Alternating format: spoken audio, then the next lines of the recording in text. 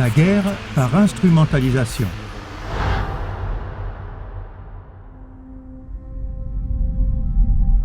Chaque guerre est menée stratégiquement. La stratégie la plus ingénieuse est celle qui manipule si subtilement l'ennemi qu'il se détruit petit à petit lui-même, et au mieux qu'il creuse lui-même préalablement sa propre tombe. Mais personne n'est quand même aussi bête, pourrait-on rétorquer ici. Mais attention, pas de jugement hâtif. Sous l'influence de stratèges de guerre ingénieux, ceci est malheureusement possible, car les bellicistes modernes maîtrisent la tactique de l'instrumentalisation.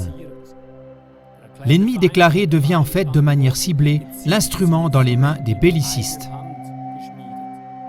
Depuis longtemps, des peuples entiers sont manipulés de cette manière, afin que, par des manœuvres de détournement de l'attention, ils se détruisent eux-mêmes sans s'en rendre compte. Et cela avec un empressement, un don de soi immense et, chose incroyable, même à leur propre coût. Mais même si cette instrumentalisation se passe devant les yeux de tout le monde, rares sont ceux qui comprennent ce jeu sinistre. Afin que cela change dans l'avenir, nous allons expliquer le principe récurrent avec l'exemple du cas de la Libye. En général, nous devons constater que depuis le début, la Libye n'a servi qu'à fournir à ses attaquants stratégiques un passage et une diversion habiles pour servir des buts beaucoup plus élevés. Mais qui sont ces attaquants et que veulent-ils, si ce n'est pas en premier lieu la Libye? Les attaquants sont des stratèges mondialistes. Leurs buts sont en premier lieu l'Europe, puis le reste du monde. Ils jouent avec une habileté démoniaque leur jeu de guerre global pour atteindre la domination du monde. Leurs instruments les plus forts sont actuellement l'armée américaine et l'OTAN. Ceux-ci sont pourtant aussi des hommes de main dont on abuse, qui justement se mettent eux-mêmes la corde au cou avec un grand zèle. Pour l'instant, ils font parfaitement leur travail. C'est pourquoi les tireurs de ficelles attendent encore pour les pendre. Mais les attend le même destin que celui qu'ils infligent aux groupes qui leur sont soumis, c'est-à-dire les terroristes payés. Le schéma d'action qui suit n'est qu'un exemple parmi de nombreux exemples actuels. On peut le transposer sur toutes les interventions militaires occidentales des dernières décennies qui se déroulent souvent exactement de la même façon. Actuellement, les impérialistes américains ressemblent encore à des spécialistes du jeu du moulin très adroits. Leur tactique est opaque, leur mode d'action est malicieux, car chacun de leurs coups suit la loi d'au moins 3 prochains coups déjà calculés d'avance. Pour votre compréhension, au jeu du moulin, le joueur qui réussit à aligner 3 pions de sa couleur fait perdre un pion à son adversaire. Comme au jeu d'échecs, la tactique la plus forte du joueur expérimenté consiste à tromper l'adversaire par des coups calculés à l'avance et à l'attirer dans ses pièges, et même à instrumentaliser le joueur naïf pour ses propres fins, pour atteindre le plus rapidement possible la situation toujours gagnant souhaitée. Et parce qu'il pense toujours au moins 3 coups à l'avance, il y parvient. Ces global players, en français les joueurs mondiaux, ont réussi une fois de plus dans le cas de la Libye à faire avancer leur but qui est toujours le même. Quel est exactement ce but? L'affaiblissement et la déstabilisation totale de l'Europe et de la partie du monde qui n'est pas encore américanisée.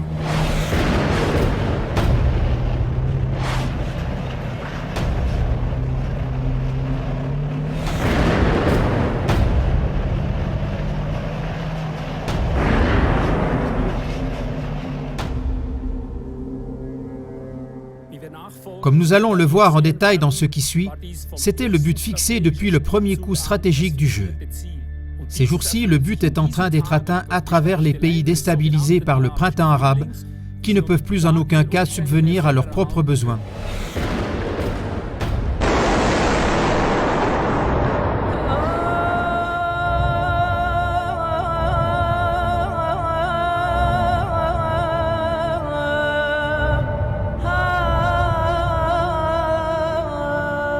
À travers les afflux de millions de réfugiés qui fuient vers l'Europe et provoquent forcément une ouverture des frontières des pays.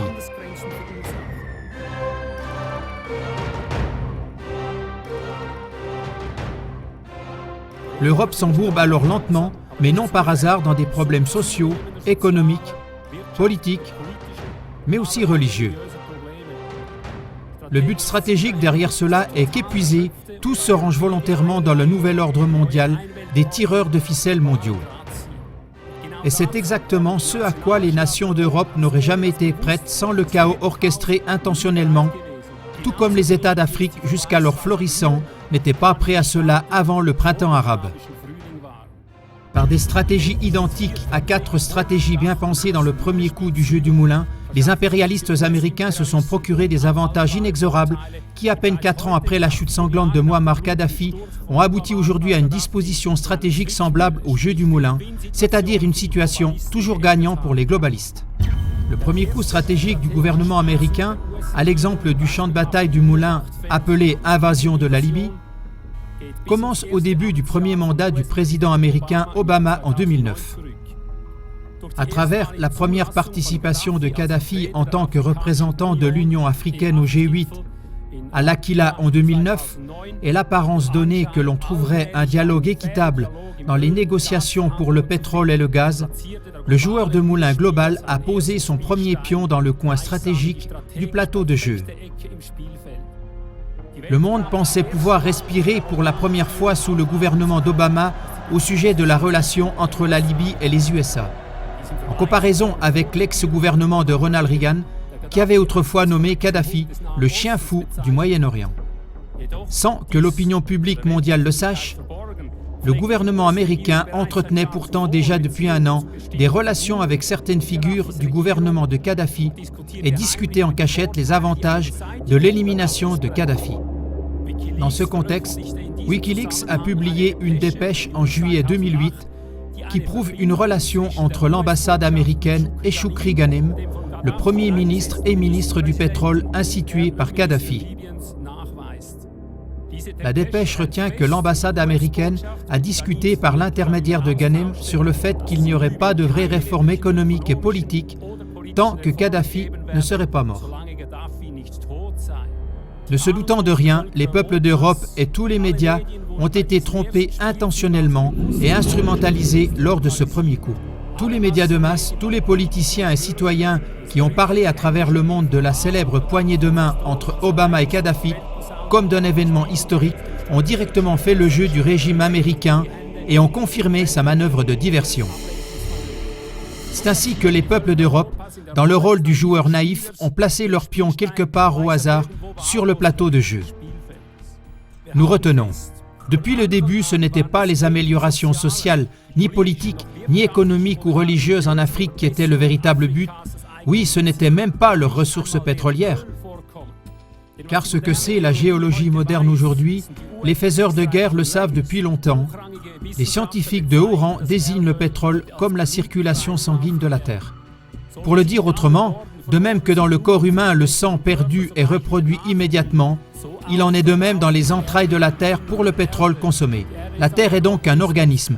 C'est pourquoi les bellicistes laissent parfois brûler des gisements de pétrole entiers sans inquiétude, si l'on pense par exemple à l'Irak et à différents autres endroits. Avec l'occupation des pays extracteurs de pétrole, les stratèges mondiaux ne veulent donc pas en premier lieu des gains financiers pour eux-mêmes, mais des pertes économiques pour les autres. En d'autres termes, il s'agit en priorité de l'empêchement d'une quelconque autarcie, c'est-à-dire d'une indépendance économique de tous les pays qui ne sont pas encore dépendants d'eux. Évidemment, les gisements de pétrole confisqués servent en même temps d'argent de poche sur le chemin de l'établissement d'une structure de propre pouvoir, mais seulement en deuxième priorité. Comme deuxième coup des stratèges américains, une stratégie servant délibérément à distraire du but véritable a suivi en 2011. Au premier coup d'œil, elle semblait tout simplement totalement décousue de l'ensemble.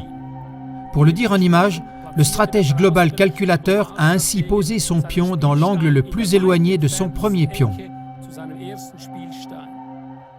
En pratique, cela voulait dire on a soudain poussé Kadhafi de manière ciblée dans un coin en le faisant passer pour un dictateur horrible. Le peuple libyen, présenté comme affreusement opprimé et torturé, est devenu le sujet de discussion numéro 1. Mais tout cela uniquement pour réchauffer à l'avance l'opinion mondiale et ainsi justifier devant le peuple et le monde politique l'absolue nécessité d'une intervention militaire. C'est-à-dire pour instrumentaliser le peuple et le monde politique mondial pour les prochains coups du jeu.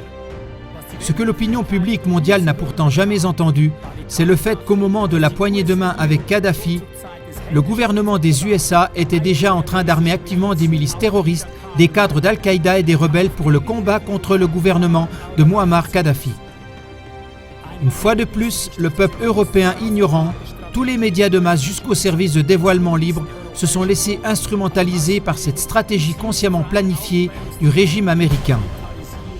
Chaque citoyen du monde qui s'est laissé monter et qui s'est prononcé contre le prétendu régime dictatorial de Kadhafi a ainsi joué directement le jeu du responsable du conflit et a légitimé l'intervention militaire des stratèges globalistes planifiés depuis le début. Certains joueurs européens ont compris trop tard qu'ils avaient aidé leur adversaire à atteindre un modèle toujours gagnant. Puis lorsqu'ils ont essayé de faire comprendre au peuple les connexions à travers les médias, ces derniers d'un commun accord se sont tus. Au contraire, des journalistes comme ceux du New York Times ont même trompé le peuple, en dépit de ce qu'ils savaient, en rabaissant le conflit en Libye à une simple guerre civile. And our resolve is clear. The people of Libya must be protected. The people of Libya must be protected. The people of Libya must be protected. The people of Libya must be protected. Les bombardements de l'OTAN contre la Libye, qui en vérité ont duré 6 mois, sont tout au plus mentionnés dans des médias libres et indépendants. The people of Libya must be protected.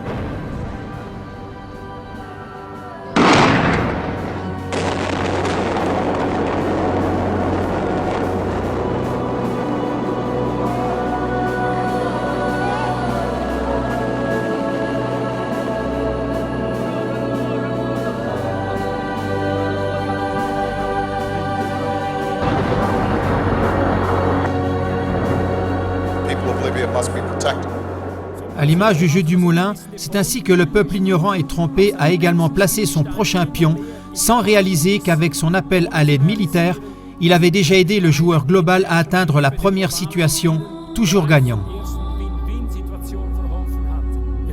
Nous retenons. Lors de ce coup, les stratèges américains n'étaient en aucune façon, comme prétendu, intéressés par l'amélioration des conditions de vie en Afrique, mais uniquement par l'agrandissement de leur propre structure de pouvoir global. Proclamées haut et fort, les structures démocratiques et autres sur le continent noir n'ont servi que de façade, de distraction et d'instrumentalisation de tous les peuples environnants. En vérité, l'idée de la domination globale ne laisse pas un seul pays arabe s'élever de quelque manière que ce soit. Au contraire, les attaquants de l'Europe visent en tout ceci la destruction totale d'une quelconque autarcie, c'est-à-dire de l'autosuffisance de tous les pays non encore américanisés.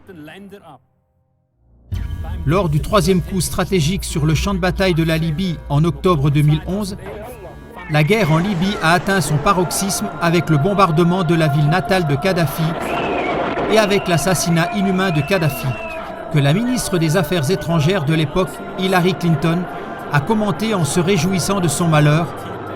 We came, we saw, he died. Did it have anything to do with your visit? He died, he died. He died, he died. He died, he died.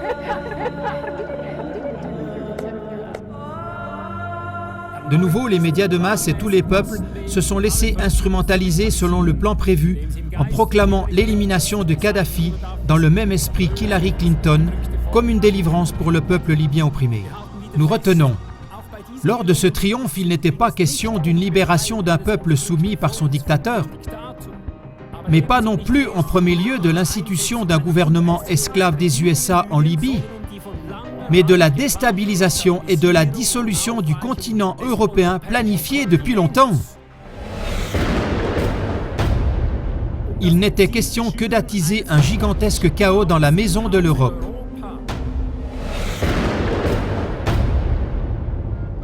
Afin que celle-ci, épuisée, se range dans le nouvel ordre mondial des joueurs mondiaux. Regardons maintenant les conséquences de la quatrième partie du jeu, c'est-à-dire le coup de la victoire en faveur des bellicistes mentionnés et de leurs valets de la politique et des médias. La partie révèle aujourd'hui, 4 ans plus tard en 2015, dans une ampleur effrayante le point culminant du véritable but de l'attaquant.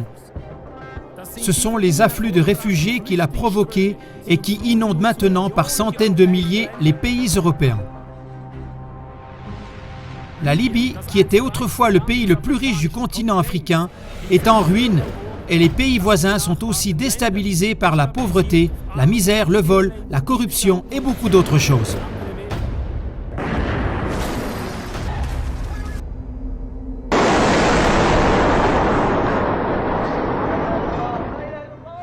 La Libye sous Kadhafi. Il n'y avait pas d'intérêt sur les crédits.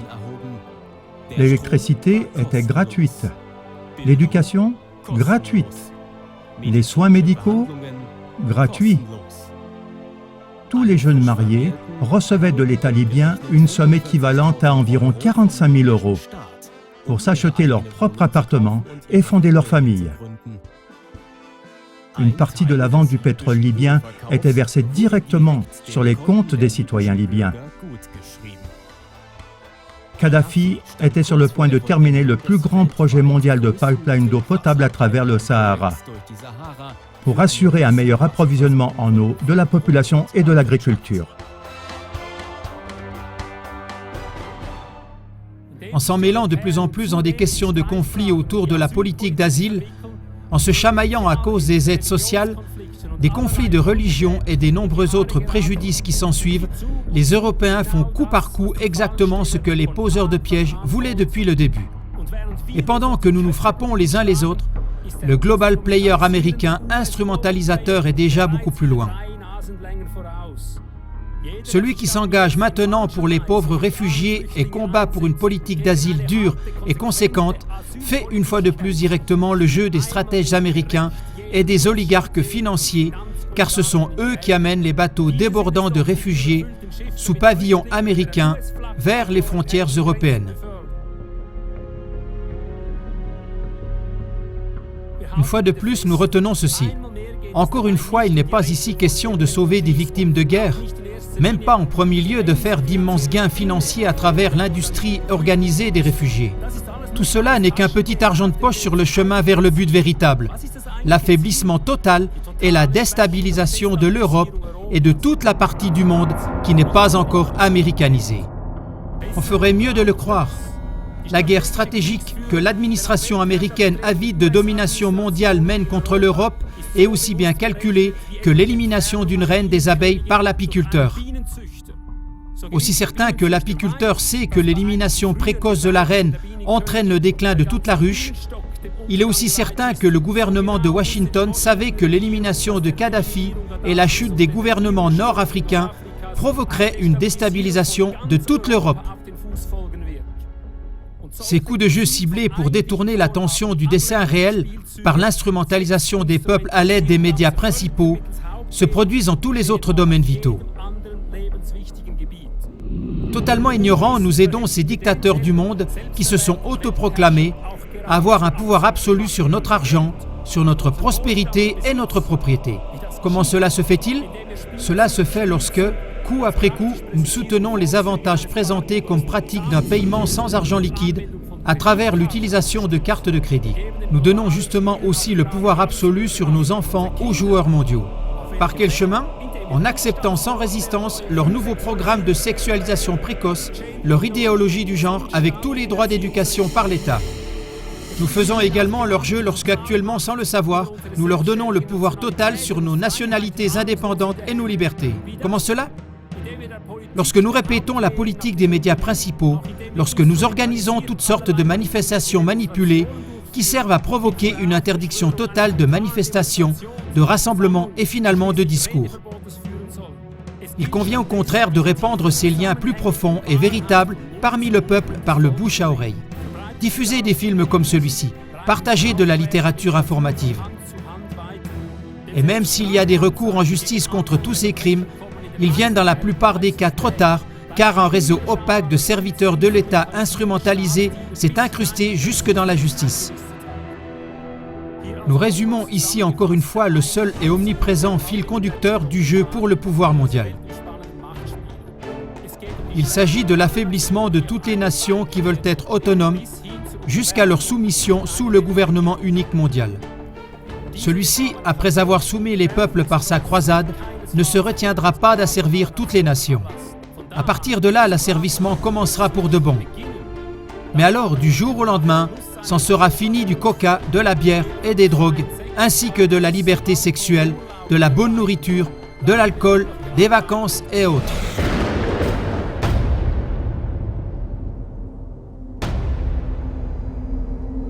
Servir qui? Évidemment ceux qui auront gagné le jeu, les global players habiles, les futurs maîtres du monde. Face à cette guerre de l'information d'une méchanceté surhumaine, les peuples paraissent comme des petits-enfants qui, même avec toute leur volonté, n'arrivent pas à suivre tous ces développements rapides.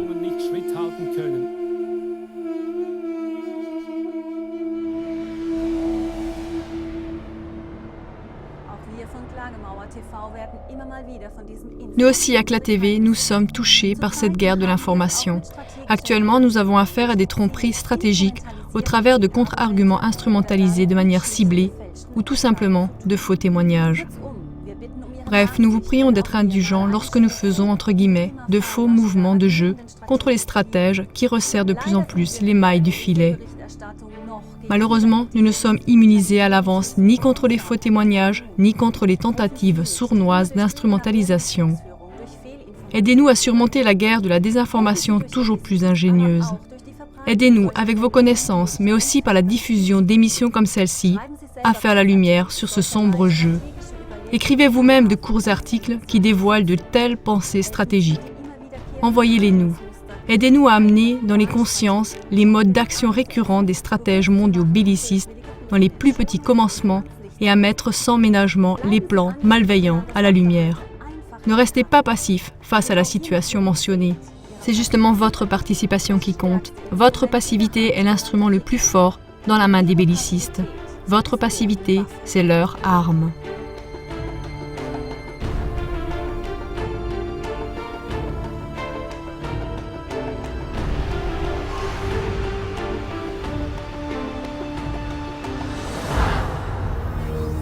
Quagmire TV. Ce ne sont pas des citoyens transparents dont nous avons besoin, mais des médias, des politiques et des barons financiers transparents.